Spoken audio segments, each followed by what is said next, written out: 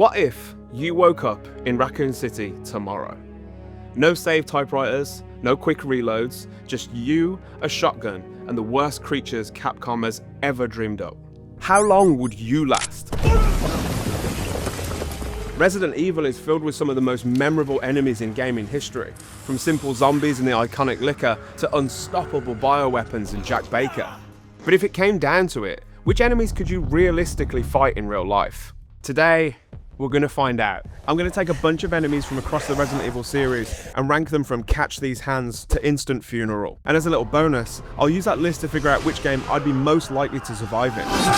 But we're going to keep things manageable here. I'm not covering every single Resident Evil game or every single monster, just the ones that stand out. The iconic, the terrifying, and the ones everyone actually remembers. We're pulling from the Resident Evil Remake, the modern remakes of Resident Evil 2 and 4, Resident Evil 5 and 7, and we'll finish up with Village. I might also throw in a surprise or two along the way. You never know when a random monstrosity might crash the party. Before we start, I want to set 3 ground rules. Number 1, this is just me. My real life stats and a simple loadout of basic Resident Evil style weapons, but more on that in a sec. Number 2, no rocket launchers or miniguns. If it gives me an insane advantage, I can't use it. And number 3, no god tier bosses. I'm not climbing into a tank to fistfight a giant metal Heisenberg. I'm sticking to enemies where there's at least a sliver of a chance, or at least enough to make a fool of myself trying. So let's check out my stats to see what we're working with here. Strength, 5. I'm reasonably adept at picking up heavy things. Speed, 4. Probably quick over a short distance, but anything over 100 meters and I will probably be sick. I'm built for comfort, not speed. Stamina, 2. This might be my downfall. Forget about Nemesis from Resi 3, my Nemesis is a treadmill. Accuracy, 4. I've only fired about 3 real weapons in my entire life, but I am decent at time crisis. Bravery, 5. I'm not a complete coward, but if there's a spider, I'm probably done. For my primary weapon, I'm going for a pump action shotgun. I need to give myself a chance here. The shotgun is a staple of the series and the horror genre in general, and I think I've earned one. Secondary is a pistol. Is there a more iconic weapon in survival horror than the humble handgun? No. My backup is a survival knife. Just barely sharp enough to slice a sandwich, but could do the job in a pinch. Stop! He's already dead! And that's about it. No ink ribbons, no first aid sprays, just the basics. Now we know my stats. Our tier list is arranged as follows. At the very top is S tier, Instant Funeral. Absolutely no shot. From Mikey to fleshy paste in less than 5 seconds. A tier, please God no. I will only win if they trip over first. Otherwise, thoughts and prayers please. B tier, it could go either way. It's a 50-50 split. It could depend on who has the high ground and if I've eaten carbs beforehand. C tier, light work. It might make me sweat, but I've probably got the edge.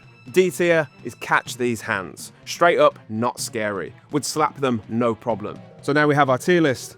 Let's get started. Resident Evil. How could we start anywhere other than with the most iconic monster in the franchise, the zombie?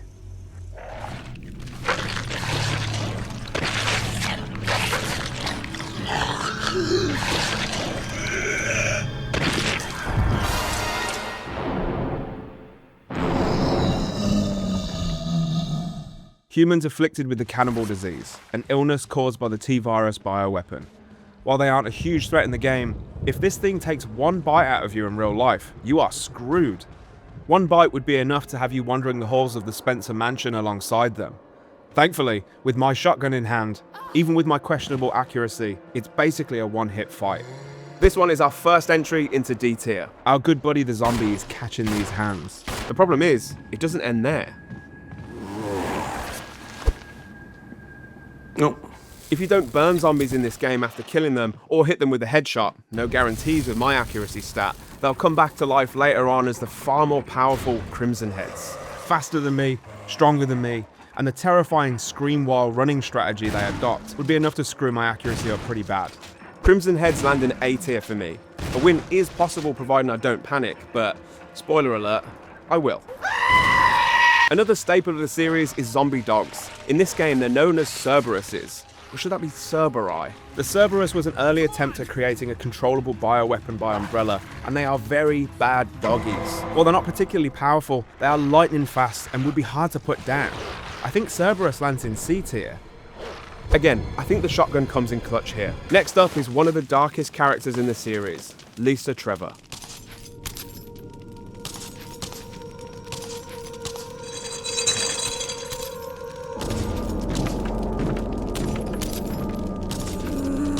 Lisa became the focal point of my darkest Resident Evil video because her story is so profoundly sad. In a nutshell, she was abducted and tested on by the owner of Spencer Mansion, Oswald Spencer, who's always reminded me of Vigo from Ghostbusters 2. Good. Ooh, angrier. Ooh! She mutated, developed superhuman abilities, and began collecting the faces of researchers and wearing them for herself, which, it doesn't bode well for my chances here.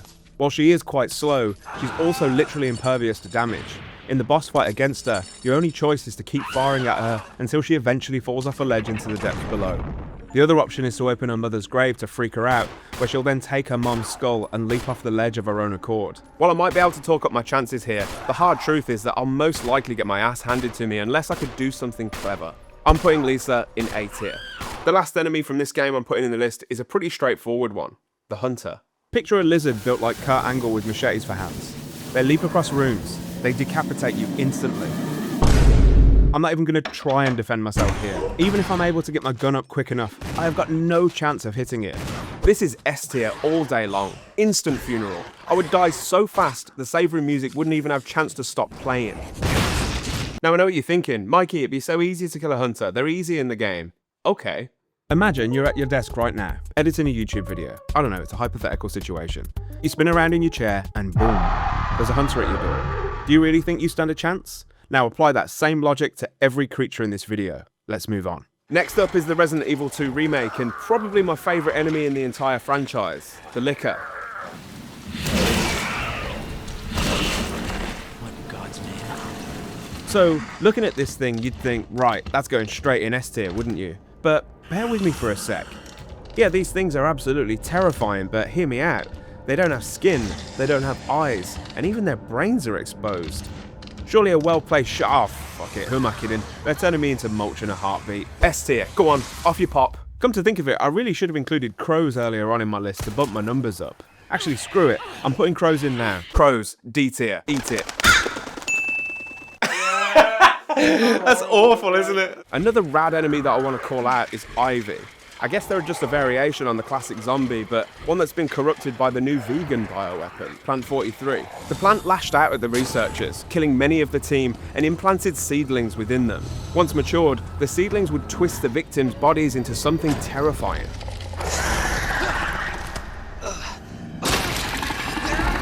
They operate under Dead Space rules in that you simply have to shoot the orange bulbs on their body, but this doesn't take them out forever. You'll need fire for that. While I couldn't kill them with my loadout, I like to think I could at least buy myself a little bit of time to at least evade them with it. I'm sticking Ivy in C tier. While I don't fancy my chances too much for this next one, Mr. X from the Resident Evil 2 remake might be one of my favourite parts of it.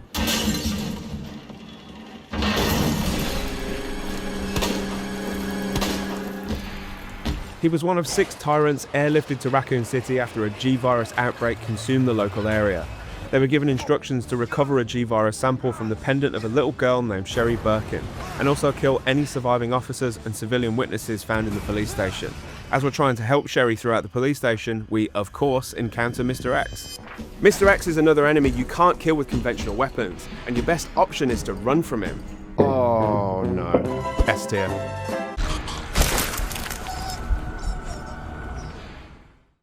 The standard formula of Resident Evil changed forever with Resident Evil 4, and it's easily one of my favourite entries in the series. Come to think of it, it might actually be my favourite. Set in rural Spain, our hero with the best haircut in gaming, Leon Kennedy, after Squall Leonhardt that is, has been tasked with rescuing the president's daughter who has been kidnapped by a cult known as Los Illuminados. Tracking her to a secluded village, he discovers that there's something very wrong with the villagers. Los Illuminados have been experimenting on the townsfolk. The humble zombie has been replaced by the Ganado.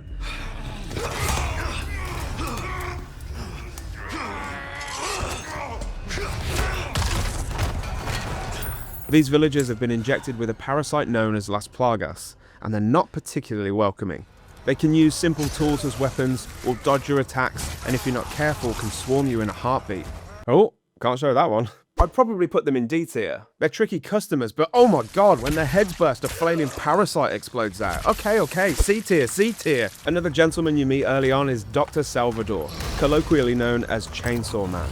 Like the other villagers, this dude is extremely violent, but rather than approaching you slowly and biding his time for a moment to strike, he'll scream and sprint towards you wielding his chainsaw. If he gets close, it's one and done, and he'll quickly turn you into Leon soup.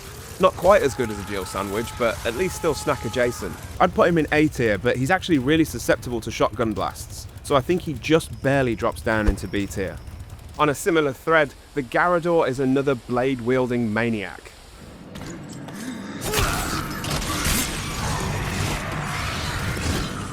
Gotcha.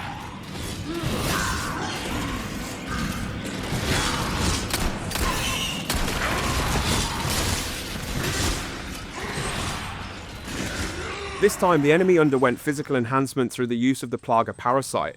While it made them super jacked, it also made them uncontrollably aggressive. So much so that their captors had to sew their eyes shut to prevent them attacking everything they saw. Yikes. While I barely stand a chance against these, I think A tier is fair. The only thing between me and them is my ability to sneak around like Sam Fisher. They can't see, so if I play my sneaky boy cards right and don't wear my docks, I could probably sneak up on them and deliver a shell to the cranium. Now for one of the scariest enemies of all time. And I don't just mean in Resident Evil, I mean in all of gaming.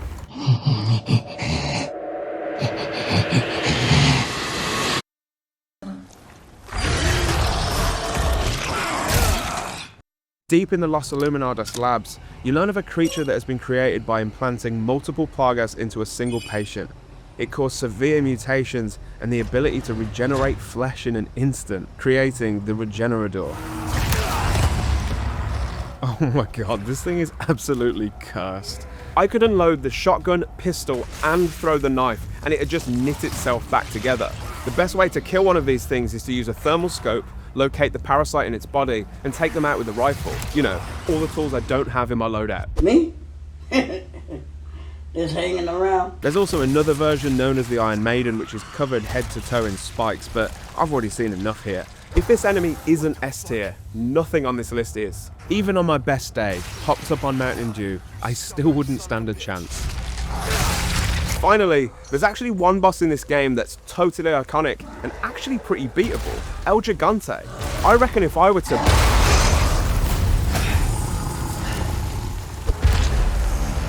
Jesus Christ!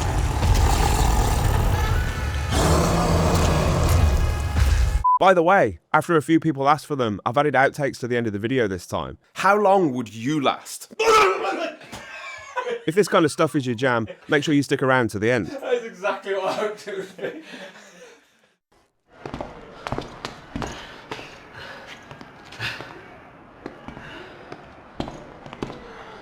I'll be honest, I didn't really vibe with Resident Evil 5 when it came out. Maybe it was a little too action heavy for my taste. The thing is, that doesn't exactly bode well for my chances of survival either. Like the zombies being replaced by the more intelligent and more aggressive Ganado in Resident Evil 4, the Ganado was replaced by the Magini in Resident Evil 5. They're faster, more unpredictable, and they've got a huge numbers advantage. The difference in Resident Evil 5 is that Leon was replaced by Chris Redfield, who is an absolute unit, so the enemies got ramped up too. While Chris fares well against them, I might not be so lucky. One-on-one, they'd probably land in D tier, but those encounters are such a rarity, I'm going to place them in C tier. Next up is the Executioner Magini. This dude is straight up terrifying at first glance, but allow me to noodle for a sec. This one might surprise you. Yeah, he's basically a refrigerator with legs and a giant axe/hammer, but he's also exceptionally slow. Even though I haven't specced any points into stamina throughout my life, I still think I could put some distance between him and myself in short bursts. That would give me enough time to chip away at him with my trusty 12 gauge. I'm dropping him into B tier. One last enemy that was a breeze for Chris, but probably wouldn't be for me would be, yeah, you guessed it, the boulder.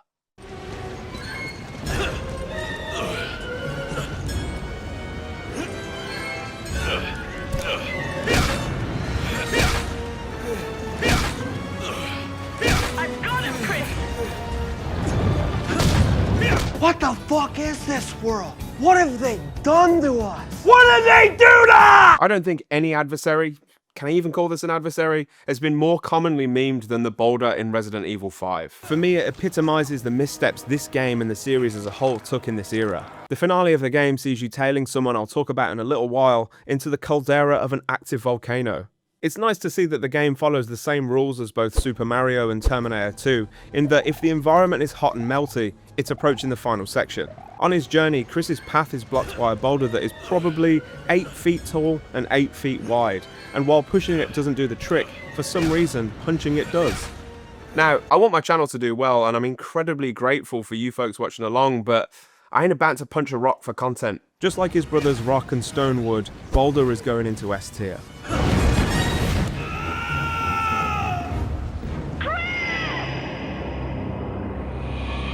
Amazingly, even while writing this part of the video, a member on my Discord server made an image of my head being Chris's adversary instead of the boulder. I like that boulder. That is a nice boulder. If you want to swing by, the save room is a chilled place where some of the best people on the internet hang out. I kind of can't believe how quickly it's grown over the past few weeks, so come and say hey. Also, we have this thing in there for some reason, so that's cool. This, in my opinion, is where Resident Evil found its mojo again. Resident Evil 6 was a bit flat, and the idea to reinvigorate the series by switching to a first-person camera was genius. We moved away from all-out action and went back to what made the series great in the first place. Tight corridors, fewer but more deadly enemies, and a less capable hero in Ethan Winters. Speaking of less capable heroes, let's see how I get on here. The enemies here are all mold-based. Think of them less as reanimated corpses, and more like the result of corpses fed to mobile colonies of hyper-evolved fungus, generated by the bioweapon known as E001, otherwise known as Evelyn. This mold forms humanoid creatures that can reform with huge, gnashing teeth. They're sentient and can move in little packs, but despite their intimidating appearance, I think I could dispatch them. 5 well-placed headshots with a pistol is enough to drop them, and if I manage to fuck that up, the shotgun would annihilate them. Molded enemies are going to catch these hands in D tier. The problem is that the mold has infected the main antagonists of this game too. The Baker family have all been corrupted by the mold, and it's given them some truly weird and wacky abilities. The first of which is Marguerite Baker. Trauma, PTSD, trauma, generational trauma. She gains the ability to produce and control insects from the enormous hive in a, well, let's just say it's a place that should not produce swarms of insects. Using the mold, she can also stretch out her limbs and crawl around on the walls and ceiling like a spider. Thankfully, one of your best defenses against her is the shotgun, and while I'd definitely lose a lot of HP, I'm pretty sure I'd stand a chance. Not much of one, but a chance nonetheless. Maggie's going into A tier. While there are other enemies in this game that are super cool, I only want to talk about Jack Baker now because I think he could challenge for being one of the best enemies in the entire series. Welcome to the family, son. He's the unstoppable force of the game, and his power only grows throughout it. At first, he's a C-tier nuisance, taking the form of an angry dad, and will only fight you with fists or a shovel. He quickly transcends through the tier list though, as you discover his regenerative powers are way stronger than you first think. Just a quick little side note here. This scene is such a great example of how when a game subverts your expectations, it can be truly heart-stopping. I don't think anyone was expecting Jack to burst through that wall when they first played it, and I love that. Throughout the game, Jack will shoot himself in the head, get crushed in a car, and set on fire. If you think that's enough to stop him, you are sadly mistaken. After losing his upper body, Jack regenerates into a goopy monstrosity covered in eyes. Ethan only manages to defeat him by injecting him with a serum that calcifies his entire, I want to say body, but this is barely recognizable as a life form at this point. Either way, I am screwed here. No amount of mental gymnastics makes up for the fact that my loadout is not capable of dispatching him, so he has to land in S tier. This brings me on to the final game I want to talk about for 2 massive reasons. Village builds on the incredible foundations laid by 7, but amplifies the stakes and the variety of environments. You'll spend your time in Eastern Europe in rundown villages, gargantuan elaborate castles, and huge factories. If Resident Evil 4 isn't my favourite, then I think Village might be. The mold theme continues, but this time it interacts with a parasite known as Kadu, a Romanian word meaning gift, developed by a mold-infected cult leader known as Miranda. This combination of mold and parasite results in your most basic enemy being a human canine lichen.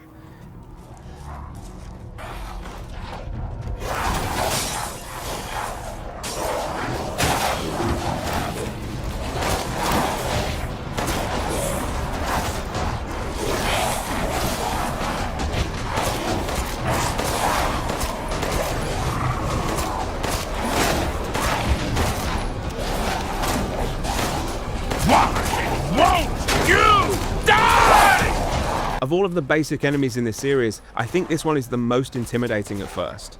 More aggressive than the Magini, more agile than the Molded, more intelligent than the Ganado. I'd sooner take a room full of zombies than even one or two of these. While the shotgun would work for me here, my main worry is letting them get too close. If I play my cards right, I can probably take these on with just a pistol with enough distance between us.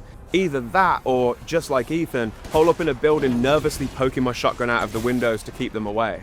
I'm going to pop them into C tier, but they would have easily found their way into B tier if my ego could have handled the idea of Jacob from Twilight scrambling me like an egg. There are some amazing enemies in this game. The Urias, Varkalak, the various Soldats. Come to think of it, maybe I should just make a video covering just this game. But the enemies I mainly want to talk about are some of the more iconic ones.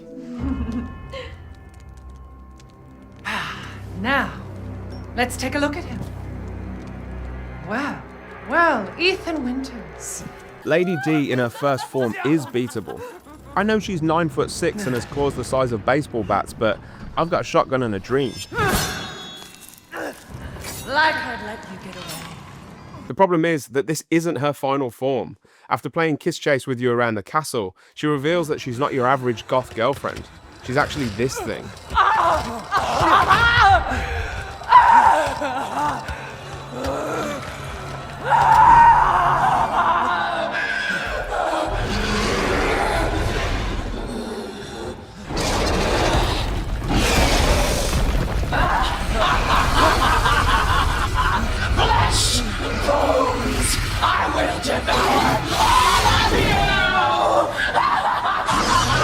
No, that's enough of that. S tier. Next on the list is Baby.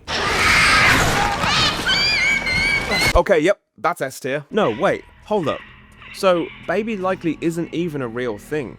It's the product of huffing the mold-infected plants around House Beneviento. It's just a hallucination. In theory, as long as I don't stop to smell the flowers, I should be fine.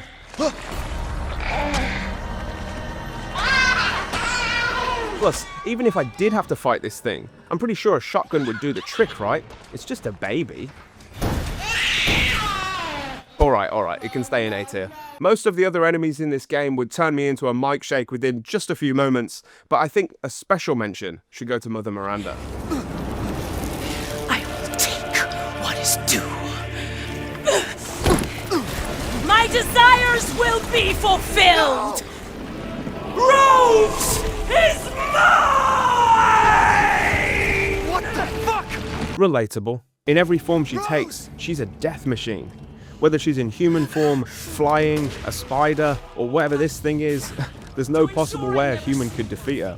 Overall, there are so many enemies to choose from throughout the series, but I don't think any enemy exemplifies how little of a chance you'd have in any of the games than my final boss for the video, Albert Wesker. If Resident Evil's monsters are the nightmares that keep you awake at night, Wesker is the one who walks into your bedroom, turns the lights on, and tells you there's no point in sleeping because you're already dead. Wesker initially starts off as someone on your team, but there was always something suspicious about him. He must really be afraid of Umbrella. You and Umbrella took his family, you bastard. Umbrella. This isn't some mindless zombie you could maybe sidestep, or a big hulking bioweapon that you could potentially outwit. Wesker is faster than you, stronger than you, and smarter than you, and just for fun, he'll wear a sweet pair of shades while he strikes the final blow.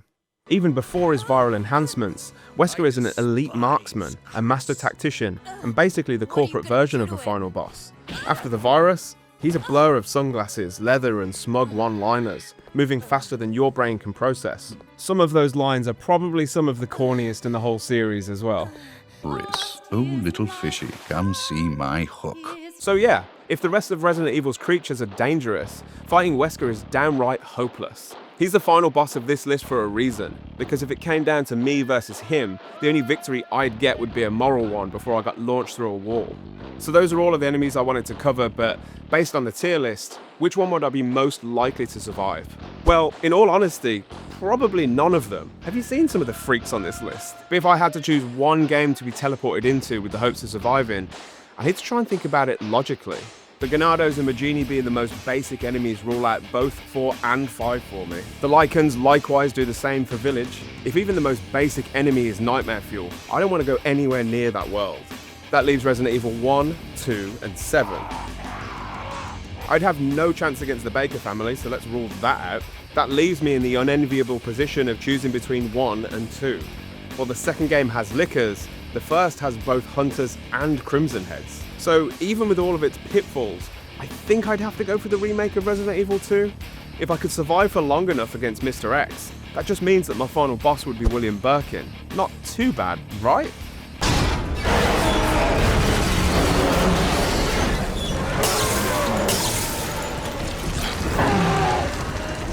You gotta stop meeting like this. Okay, maybe not. So there you have it, my completely scientific, 100% accurate, not at all biased breakdown of which Resident Evil enemies I'd survive, and which ones would immediately redecorate the walls with me. If nothing else, this experiment has taught me 2 things. Number 1, I'm not the action hero that my brain thinks I am, and 2, if I were to ever wake up in Raccoon City, I'm not grabbing a shotgun, I'm grabbing a passport and a one-way ticket to literally anywhere else on the fucking planet. But hey, maybe you're braver than me. Which Resident Evil game do you think you could survive in? Let me know in the comments, and if you say Village, I don't believe you. Anyway, I'm off to go and work on my stamina stat before Resident Evil Requiem lands. Stay safe, keep your herbs green and red, and remember, in the world of Resident Evil, the scariest thing isn't the monsters, it's being me in the middle of it. I'll catch you in the next one. Bye. How long would you last? How long would you last? How long would you last? How could we start anywhere other? Now for one of the scariest enemies of all time. And I don't just mean in Resident... Oh, I fucking lost my balance. I was like... Finally, there's actually one boss in this game that's totally iconic and actually pretty beatable. El Gigante. I reckon if I were to... While there are other enemies in this game that are super cool, I only really want to talk about... It was the fact that you were just like creeping over. I was just like, this is a bit... He's got to be doing a bit. This is a bit too much. I only really want to talk about Jack Baker now because I think he could challenge for being the best. Some of the enemies I mainly want to talk about are some of the more iconic ones. Fucking so close. Before we start... I can't unhear it now. Before we start. It feels so. It looks I great. love you, man. That's exactly it. Wait, what should this man be doing? This hand is the. It really is the. It's got to be that. Okay, so. It is basically from I love you. The standard formula of Resident Evil changed forever with Resident Evil 4,